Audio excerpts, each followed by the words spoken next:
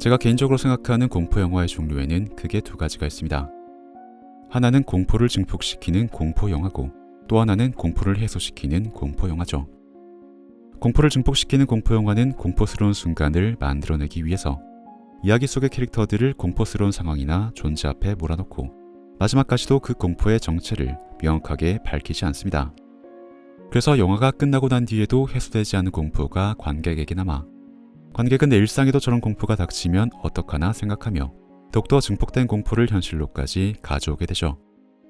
반면 공포를 해소시키는 공포 영화는 똑같이 공포스러운 순간을 만들어내더라도 결국 그 공포의 정체를 밝히는 것으로 이야기를 마무리하며 살면서 누구나 가질 법한 공포를 이해 가능한 수준의 것으로 끌어내려서 현실 속에서도 그 공포를 마주할 만한 용기를 줍니다.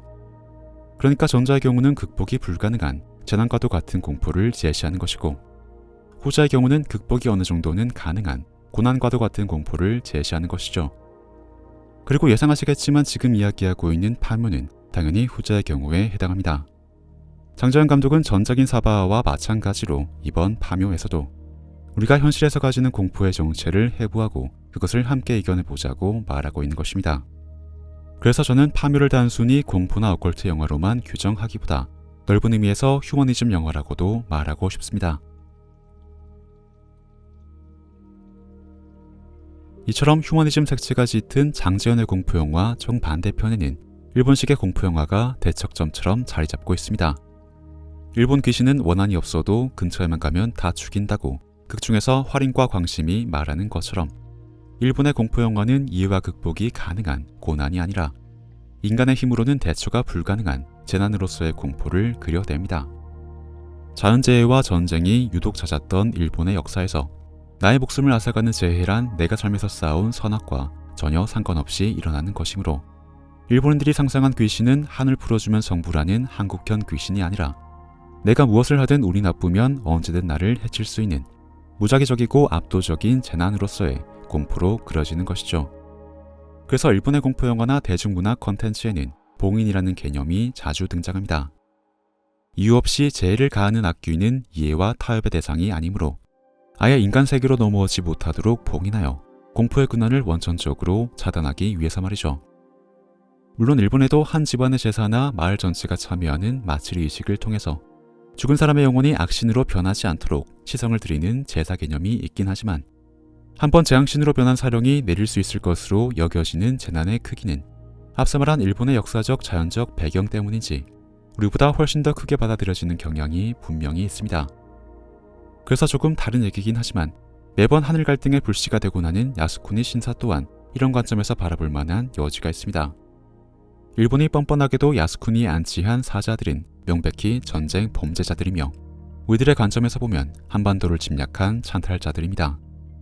하지만 앞서 말씀드린 일본적인 공포의 관점에서 보면 그들은 전쟁에서 생을 마감하면서 부정의 감정을 잔뜩 만들어냈으므로 그러한 부정을 제대로 씻어내지 못하면 그들이 역으로 재앙을 가져올 것이란 두려움도 일본인의 민속적 정서에는 어쩔 수 없이 박혀 있다는 것입니다. 물론 우리가 일본의 그러한 정서까지 모두 양해해 줄 필요는 없고 현대 정부 책임자가 보란듯이 야스쿠니에 참배를 하는 것은 더더욱 다른 얘기지만 이처럼 일본인들이 신을 두려움의 대상으로 여기는 배경만큼은 이론적인 영역에서나마 이해해 볼 수 있을 것입니다. 파묘가 바로 그런 이론적인 영역에서의 이해에 따라 일본인들이 두려워하여 봉인해 놓았던 악신을 한반도로 옮겨서 쇠침으로 박아 넣는다는 그런 기상천외한 발상을 떠올려 낸 것처럼 말이죠. 어쨌든 이러한 일본적 세계관을 담은 일본식의 공포 감정은 앞서 말한 장제연 감독의 방식과는 완전히 상극에 위치합니다. 공포심의 근원을 이해하여 공포를 해소하려는 것이 한국과 장제연의 방식인데 일본의 관점은 그런 해소 따위는 원천적으로 불가능하다고 절망적으로 보는 것이기 때문입니다. 하지만 전혀 다른 이 두 가지의 관점, 마치 음양처럼 정반대에 있는 것이 서로 부딪히고 뒤섞일 때 바로 그때 세 개의 부산물들이 오행으로 파생된다는 것이 파묘가 소재로 삼고 있는 풍수지리 세계관이기도 합니다. 그래서 파묘가 일본이라는 코드를 풍수지리사의 이야기에 가져온 건 일각에서 말하는 것처럼 친일파 비판에만 단편적으로 국한되는 것이 아니라 서로 상극에 위치한 것들이 부딪혔을 때 발생시킬 수 있는 새로운 영화적 상상력을 연출하는 것에도 분명한 목적이 있기 때문인 것으로 보입니다. 같은 소재를 두고도 전혀 다른 해석을 내놓는 한일 양국의 관점을 의도적으로 뒤섞어 놓고 있는 것처럼 말이죠.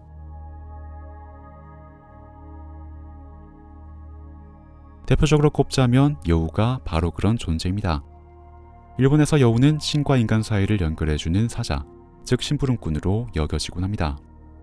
많은 분들이 가보셨을 교토의 대표 관광지 후시미 이나리 신사는 농경과 풍요를 관장하는 이나리를 제신으로 모시고 있는데, 이 후시미 이나리 신사 곳곳에 놓여진 여우상들은 일본에서 가장 대중적으로 사랑받는 이나리 신에게 여우가 얼마나 가까운 존재인지를 단적으로 보여줍니다. 즉 여우를 불길한 존재로만 여겨온 한국과는 달리 일본에서는 여우를 신의 대리자로서 길하게 여겨왔다는 것이죠. 그래서 파묘에 등장하는 음향사 무라야마 준지 또한 신의 뜻을 읽고 전달하는 대리자를 자처하기 위해 여우 가면을 쓰고 다닙니다. 그 모습이 우리 입장에서는 불길하고 악하게만 보이지만 일본인들 입장에서는 신비롭고 의지할 만한 존재로 다가올 테니까요. 이처럼 같은 여우라도 한국에서는 사람의 간을 빼먹는 흉조가 되고 일본에서는 신의 뜻을 대리하는 영물이 됩니다. 한국의 귀신은 무당이 음식으로 불러내서 어르고 달래며 원한을 풀어줄 수 있지만 일본의 귀신은 악한 기운을 그대로 봉인하여 음지에 가둬둘 수밖에 없죠. 이는 한국의 도깨비가 어울림이 가능한 존재로 전승되어 온 것과 다르게 일본의 오니가 해로운 귀신의 대명사로만 여겨져 온 것과도 연결되는 대비입니다. 그리고 파묘의 이야기는 일본의 방식대로 음지에 가둬뒀던 귀신이 귀신과 화합하려는 태도를 가진 한국의 땅에 새말뚝으로 박히면서 시작되는 이야기이므로 상극에 있는 존재들이 충돌하면서 균형을 깨뜨리는 풍수지리의 음양오행적 관점이 영화 전체에 적용되는 것이기도 합니다. 이처럼 장재현 감독은 같은 개념도 전혀 다르게 바라보는 한일 양국의 무속신앙을 의도적으로 뒤섞으면서 영화적인 상상력을 새롭게 펼쳐내고 있습니다. 바로 풍수지리의 개념을 그 뒤섞임의 중심에 펼쳐두고서 말이죠. 한국에는 풍수지리사가 있고 일본에는 음양사가 있습니다. 이름은 다르지만 두 존재는 모두 음양오행 이론을 기초로 하고 대중들도 이를 널리 인지하고 있기 때문에 해당 이론을 활용한 일제가 한국의 기운을 끊어놓기 위해 국토의 풍수적인 혈자리마다 몰래 새말뚝을 박아놨을 것이란 음모론, 즉 일제풍수 모략설은 너무나도 자연스럽게 민중에 퍼져나갔습니다. 그리고 영화도 풍수지리를 중심으로 이야기를 진행시키고 있는 만큼 해당 음모론을 자연스럽게 차용하고 있죠. 하지만 해당 소재를 활용함에 있어 영화가 보여주고 있는 입장은 너무나 명백합니다. 극중에서 장의사 영근의 입을 통해 99%는 가짜도라는 대사를 직접 전달하고 이로 인해 벌어지는 사건들을 완벽히 초현실적으로 묘사하는 것처럼 영화는 해당 음모론을 현실적으로 진지하게 받아들이고 그 음모론에 담겨있는 오래된 접개심까지 그대로 흡수하기보다 그저 영화적인 상상력의 소재로만 비현실적으로 활용할 것임을 비교적 분명하게 밝히고 있는 것이죠. 물론 만약이라도 1%의 가능성으로 쇠침을 박아놓은 것이 사실로 드러난다면 극중에서 김상덕이 그랬듯 쇠침을 깨끗이 지워버리겠다는 태도를 영화가 드러내고 있는 것 또한 분명한 사실이긴 합니다. 그리고 영화에 등장하는 6명의 주요 인물들 이름을 모두 실존했던 독립운동가들에게서 빌려온 것처럼 비현실적인 1%의 가능성을 대하는 태도에는 감독이 현실 속에서 가지고 있는 신념과 역사관이 선명하게 묻어있는 걸로 보이죠. 그래서 어떤 분들은 파묘를 두고 반일 감정을 자극할 의도가 있는 것 아니냐는 의문을 내놓기도 합니다. 하지만 이런 문제를 논함에 있어 반일과 항일은 분명하게 구분되어야 합니다. 일본과 관련된 모든 것들을 몰아내자는 주장과 우리의 자주권이 침해당한다면 지켜내자는 주장은 전혀 같은 것이 아니기 때문입니다. 물론 상업적인 노림수를 갖고 반일 감정을 이용했던 사례들이 실제로 꽤나 있어 왔기 때문에 민감한 반응이 나오는 것도 충분히 이해가 되긴 하지만 그럴수록 영화의 지향을 정확하게 구분하여 비판도 정확하게 해야 한다고 생각합니다. 만약 파묘가 정말로 반일 감정을 자극하려는 의도를 가졌다면 여느 공포영화가 그러듯 한 집안에 저주를 내려서 일족을 깔끔하게 멸하는 식으로 아주 단순 명료한 폭력을 전시하고 공포를 증폭시키면 그걸로 충분했을 겁니다. 하지만 여러분들도 보셨듯 파묘는 그러한 태도를 취하지 않았습니다. 쇠침 위에 이름 없는 무덤으로 첩장을 당한 친일파 조부가 죽은 이후까지 일제의 이용만 당하다가 후손들에게는 버림을 받고 관제로 태워진 것처럼 말이죠. 저는 영화가 보여준 이런 친일파 처분 방식에는 강렬한 적개심보다 자신을 사후에서까지 이용해 먹는데도 여전히 일제에 맹목적으로 충성하는 저 한심하고 딱한 존재에 대한 인간적인 연민의 감정이 더 강하게 담겨져 있다고 생각합니다. 영화는 그런 관점을 기본적으로 깔아놓고 있기 때문에 혈족은 아닐지라도 친일 가문의 기생에서 부귀를 누려온 의뢰자의 어머니는 비극적인 최후를 맞이하게 하는 반면 친일파의 직계손일지라도 아직 죄가 없는 갓난아기는 극적으로 살려놓는 선택을 보여주는 것입니다. 만약 일방적인 반일 감정이 정말로 이 영화에 있었다면 실제로 반일 감정을 가진 분들께서는 오히려 불만족스러워할 이런 미적지근한 연출들은 결코 들어가 있지 않았을 겁니다. 그럼에도 영화를 반일의 영역에 굳이 밀어넣고 싶으시다면 아마 그런 분들이야말로 그 누구보다도 양극단 위에 서 계신 분들이겠죠. 그렇다면 반일 감정 자극의 상업적인 노림수도 아니라면 파묘가 이 민감한 주제를 굳이 위험하게 건드린 이유는 대체 무엇일까? 저는 단순한 반일과 친일의 이분법 프레임을 넘어 지금 시대에 맞는 질문을 던지기 위함이라는 생각을 했습니다. 4명의 주인공들이 원인을 물리치는 촌실적인 소동이 겨우 마무리됐지만 연근은 지금껏 수없이 진행해왔을 장례식에도 쉽게 집중하지 못하고 상덕의 배인한 상처는 여전히 아물지 않아서 피가 배어나옵니다. 그리고 화림과 봉길은 기묘한 환영을 느끼며 구슬하다가도 도중에 흐름을 놓치기까지 하죠. 주인공들은 분명히 온의를 없앴습니다. 다시 말해 온의로 상징되는 일제의 잔재를 분명히 없앴다는 것이죠. 하지만 그럼에도 주인공들은 일제가 남기고 간 상흔으로부터 완벽하게 회복하지 못했습니다. 그래서 분명히 해피엔딩으로 이야기가 끝나고 난 뒤에도 미묘하게 무언가가 계속 이어질 것 같은 찝찝한 이물감이 남아있는 느낌이 들죠.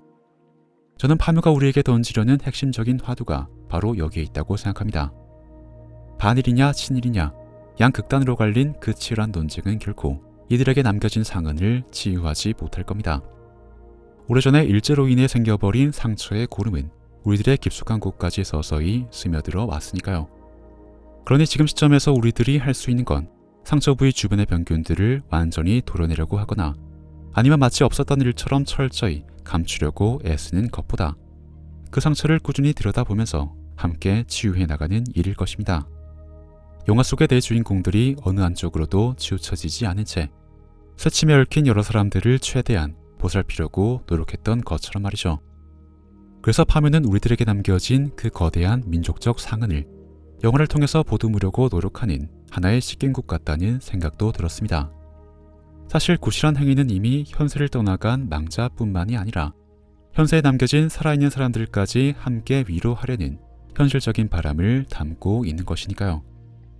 김상덕이 초반에 말한 것처럼 핏줄은 한 혈족의 신체와 정신세계를 이어주지만 땅은 한 민족의 신체와 정신세계를 연결하는 더 거대한 단위의 끈입니다. 그러므로 그 땅의 상처를 회복시키는 일은 우리 민족의 상처를 회복시키는 행위로 확장될 수가 있는 것이죠. 장재현 감독이 추구해왔던 다종교의 융화와 사람을 따뜻하게 바라보는 휴머니즘적인 시선이라면 아마도 이런 결론을 냈을 거라고 저는 짐작하고 있습니다. 양극단으로 갈려 갈등과 혐오가 만연한 시대, 파묘 같은 작품이 나와줘서 더할 나위 없이 감사한 마음입니다. 파묘는 세대와 성별, 국적과 종파의 구분 없이 모두를 보듬으려 하는 종교 분연의 태도를 보여주고 있으니까요. 그럼 저는 다음 영화 이야기로 돌아오겠습니다. 여기까지 긴 이야기 들어주셔서 감사드립니다.